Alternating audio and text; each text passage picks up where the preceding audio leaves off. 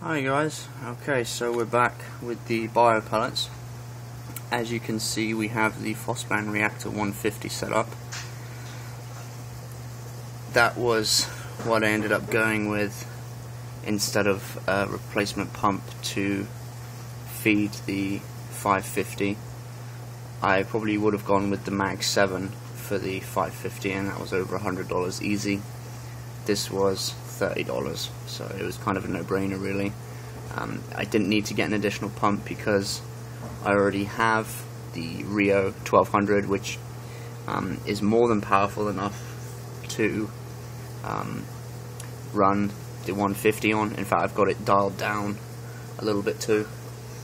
So I don't know, what do you guys think? Think that's too much flow? You think that's just right? I think that's still a little bit too much.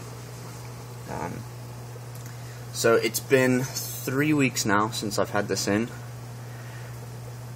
As of the first 3 days, as you can see the screen here, we had I guess it would be a bacteria bloom. We were getting a slimy, milky, thick substance coming up and building up in there between here and the red plate. And what happened was the tank ended up becoming very cloudy. I did a bit of research on that, and that excuse me, that is part of the process for the introduction of Bio Pellets. Excuse me just a second guys, sorry about that. There we go. So that lasted for about 4 days, and that cleared up pretty quickly on its own. I didn't have to do anything for that. As I said, that was part of the process.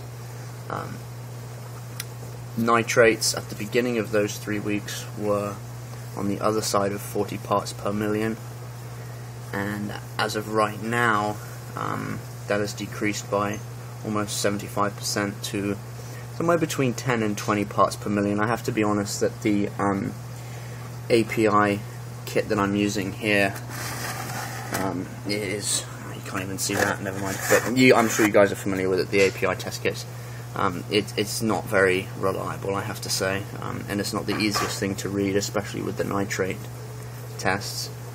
But we've gone from a dark red to an orange color now, so we're in much better shape.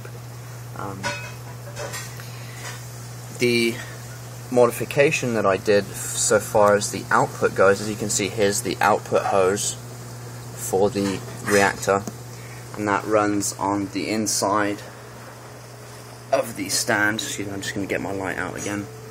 That runs on the inside of the stand, coming all the way across, down, around, and comes down to here.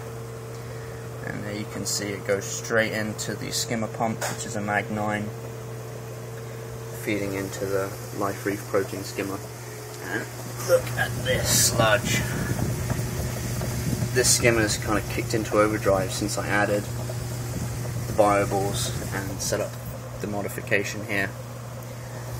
It's pulling out this thick, almost black sludge now, and it's pretty disgusting. So, yep, that's it on the Bio Pellets. As you can see, we're in pretty good shape now. I'm really happy with how things are going, and we'll see how we're looking in a couple weeks.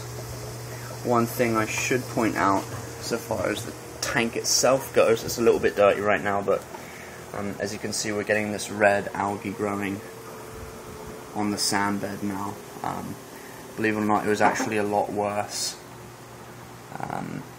about a week ago, and now it's on its own, seems to be subsiding. So I would say that is partially due to the increase in nutrients from the Bio Pellets, but that is being dealt with on its own really. I'm not having to do anything. I wanted to just let it sit and see how it came out, so we are good. So definitely I can confirm that the Bio Pellets have worked for me and continue to work, and we'll definitely be taking some readings in the next couple of days again to see how it looks. So we'll be back in another video with the general tank update, and we'll come back and see how I do on with the copper treatment and the removal of that copper in another video.